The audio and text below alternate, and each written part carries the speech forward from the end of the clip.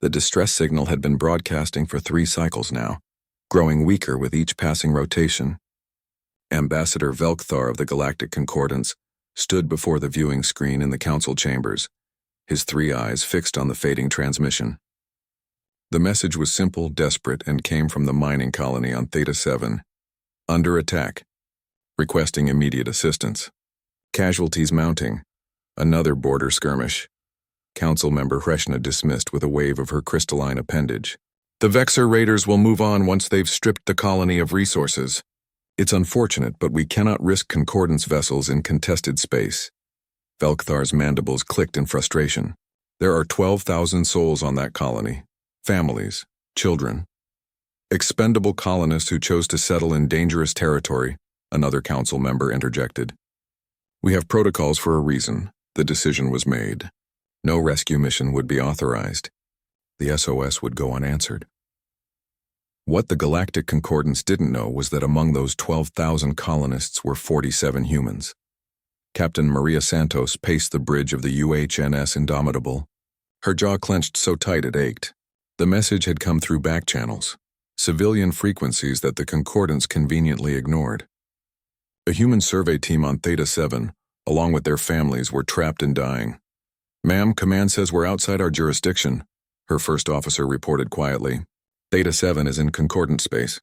They're saying it would be an act of war to enter without authorization."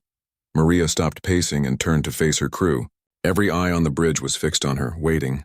She thought of her own daughter, safe on Earth, and imagined her trapped on that mining colony while bureaucrats debated protocols and jurisdictions.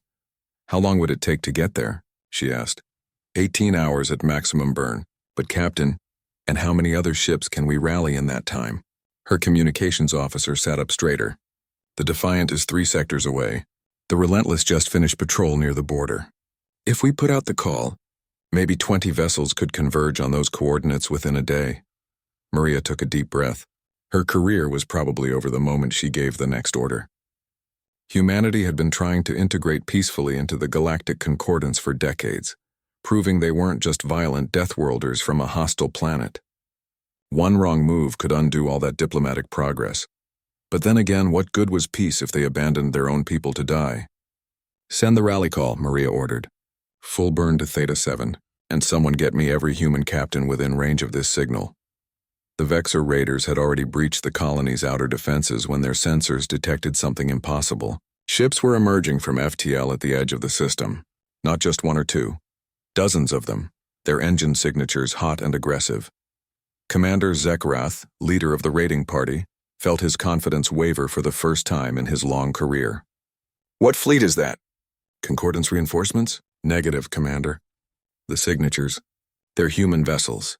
"Impossible. Humans don't have the numbers or authorization for military operations in this sector. They're just one species among thousands, barely noteworthy." But the sensors didn't lie. 23 warships bearing Earth's insignia were burning hard toward Theta 7, and their weapon systems were powering up. Zekrath had heard stories about humans, of course. Everyone had. Tales of the Deathworlders who evolved on a planet so hostile it should have killed them a million times over. Predators who learned to run marathons, who could heal from injuries that would kill most species, who refused to quit even when logic dictated surrender. He'd dismissed those stories as propaganda.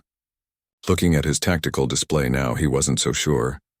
"All ships, this is Captain Santos of the Indomitable." Maria's voice rang out across the fleet channel. "We have human lives in danger on that colony. I don't care about protocols or politics. We're going in. We're getting our people out, and anyone who tries to stop us is going to learn why you don't threaten Earth's children." The response was immediate and unanimous. 23 captains representing different branches of humanity's scattered fleet all gave the same reply. Acknowledged. Moving to attack formation. The Vexor Raiders had a choice, fight or flee. They'd already suffered losses breaching the colony's defenses, and now they faced a fleet of Deathworlder ships crewed by beings whose homeworld featured hurricanes, earthquakes, predators, and diseases that would terrify most galactic citizens. They chose to flee. The human fleet didn't pursue. They had a rescue mission to complete. 6 hours later, every human colonist was aboard the rescue ships. The survey team leader, Dr. James Chen, stood on the bridge of the Indomitable with tears streaming down his face as he watched his children sleeping in the medical bay. "You came," he whispered. The Concordant said no one would come. Maria placed a hand on his shoulder. "We're human, Dr. Chen. We don't leave our people behind, ever." News of the rescue spread through the galaxy within days. The Galactic Concordance was outraged at the unauthorized military action. They demanded explanations, threatened sanctions, called emergency sessions. But they also couldn't ignore the message humanity had sent. Mess with one human, and you deal with all of them. Ambassador Velkthar watched the human delegation as they stood before the council, unapologetic and defiant. He thought about the 12,000 beings the Concordance had written off as acceptable losses, and the 47 humans that an entire fleet had risked war to save.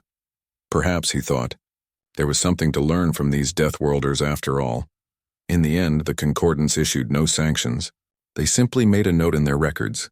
Humans value their own above protocols. Factor this into future decisions. And across human space, a new unofficial motto spread through the fleet. Leave no one behind. Not ever, because that's what humans did.